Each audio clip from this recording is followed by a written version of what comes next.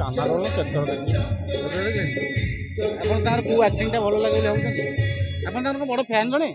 ସିଏ ତାର ଯୋଉ ଭେଲିଆନ୍ ରୋଲ୍ ସେ କରେ, ଆଜ୍ଞା ତାର ଯେତେବେଳେ ତାର ଦୁଃଖ ସିନ୍ ଗୁରା ପଡ଼େ ହଁ ବଢ଼ିଆ କରେ।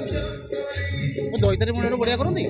ହଁ ଦୈତାରୀ ପଣ୍ଡା ତାଙ୍କ ଆଗରେ ଦୈତାରୀ ପଣ୍ଡା କ'ଣ ତା ଆଗରେ ବା ଖାଲି ନାଁ ଦୈତାରୀ ପଣ୍ଡା ହେଇଯାଇଛି ନା ଆଉ କାର୍ଯ୍ୟକାଳେ କାମ କରିପାରୁଛି।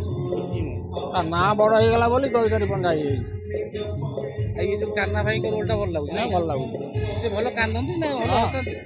କାନ୍ଦନ୍ତି ଯେମିତି ହସନ୍ତି ସେମିତି, ସେ ଦୁଃଖ ସୁଖର ସାଥୀ ସିଏ ଆଉ।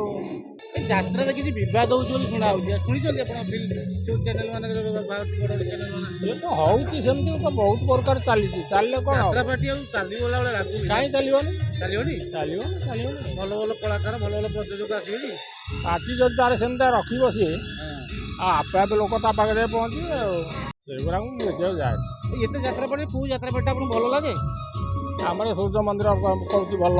ନା ଗାଁରେ ଆପଣ ଗାଁରେ ପଡ଼ିଛି ବୋଲି ସୂର୍ଯ୍ୟ ମନ୍ଦିର ଭଲ? ନାଇଁ ଗାଁ କଥା ନୁହଁ, ଆଉ ତା ରୋଲ୍ ଗୁଡ଼ା ଭଲ, ତା କାମ ଗୁଡ଼ା ଭଲ, ହଁ ସବୁ ବିଷୟରେ ତା ମାଲିକଟା ବି ଭଲ, ସବୁ ବିଷୟରେ ଭଲ। ଭିକାରୀ ତ ଏଇଠି ମୁଁ 3 ବର୍ଷ ହେଲା ଦେଖୁଛି ଆଉ। ଭିକାରୀ ଭାଇଙ୍କ ରୋଲ୍ଟା ଭଲ ଲାଗେ? ଟିକେ ଭିକାରୀ ଏଇଠି ଏଇପଟୁ ଆସନ୍ତି, ଟିକେ ଆଗକୁ ଆସନ୍ତି। ନାଇଁ କରନ୍ତି ବଢ଼ିଆ ରୋଲ୍। ବଢ଼ିଆ ରୋଲ୍ କଲେ। ମଉସା କ'ଣ ଆପଣଙ୍କୁ ଭାରି ମଉସା ଆପଣ ଭଲ ନମସ୍କାର। ମଉସା ବଢ଼ିଆ ରୋଲ୍ କରନ୍ତି।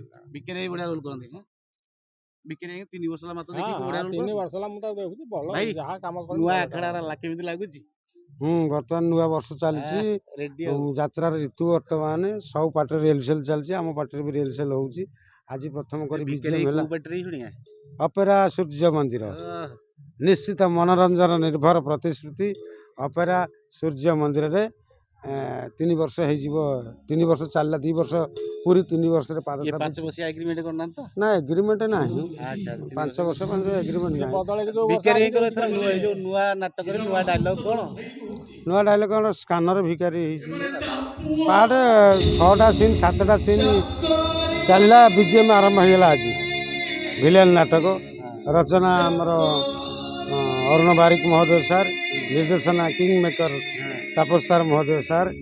ବର୍ତ୍ତମାନ ଚାଲିଛି ଭିଲିଆନ୍ ନାଟକ।